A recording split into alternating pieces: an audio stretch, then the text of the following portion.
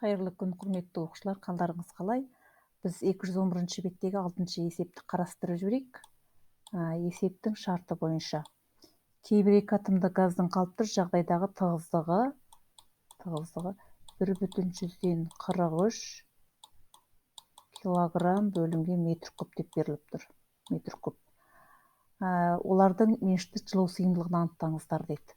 Қалыпты жағдай десе, бізден керекті мәндерді жазып алайық. Қалыпты жағдайда қысым 1/10-ның 5 дәрежесі паскалға тең. Так, ал температурамыз нешеге тең еді? 273 кельвинға тең. Так, табу керек. Көлем изохоралық процесс кезіндегі молдық жылу сыйымдылық және изобаралық деп тұр. Біз алдыңғы сабақта қорытып шығарғанбыз. Изохоралық, изобаралық процесс кезіндегі молдық жылу сыйымдылықты анықтайтын формула қандай екенін біз білеміз. Изохоралық процесте бір атомды десе, бізде ол 2-ден 3 R бөлінген M деген формула болған, е? Ал есептің шартында айтып тұр екі атомды деп, онда біз СВ тең болады. Екі атомды десе 5 бөлінген 2 R бөлінген M мен алдарымыз. Осы 10-шы сыныптың тақырыбында біз яғни бір атомды үшін, екі атомды үшін деп оқимыз. Кейін үлкен жоғары оқу орнына барған кезде мына жердегі мәнді еркіндік дәрежесі ретінде қарастырып, кішкентай и деген әріппен белгілейтін боламыз. Енді бізге керекті формула мынау негізі жазып қойдық. Енді қалай түрлендіруге болады? Әрине бізге Менделеев Клайпрон теңдеуі керек. ПВ тең болады. Массаны бөлеміз молярлы массаға. R көбейтілген дельта Т. Енді жерде дельта Т'мыз бар. Енді тығыздық беріліп тұр. Тығыздық берілсе, онда массаны анықтау үшін дененің тығыздығын көлемге көбейтеміз. Енді орнына қояйық. ПВ тең болады.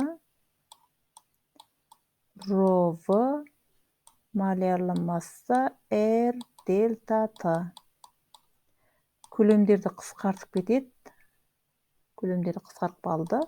Енді осы жерден басқа түспен жазайын сарымен, е? Нені анықтаймыз? Молярлы массаны анықтаймыз. Так, молярлы массаны анықтау үшін не істейміз, қане балалар? Мынау, е, молярлы масса. Үлкен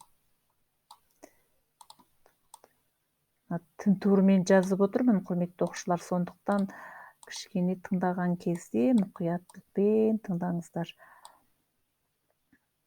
Табу үшін тығыздық үстінде универсал газ тұрақтысы дельта Т. Астында не қалды? Қысым қалды.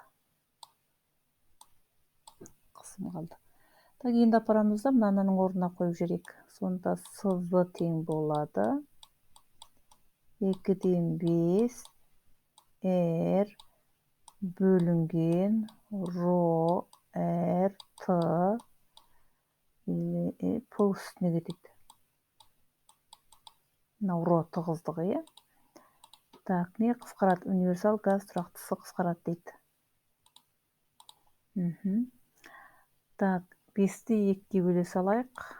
2,5 кішкене стандартты болу үшін. Қысым бізде 1/10-ның 5 дәрежесі бөлінген 1,43 көбейтілген 273 дейді.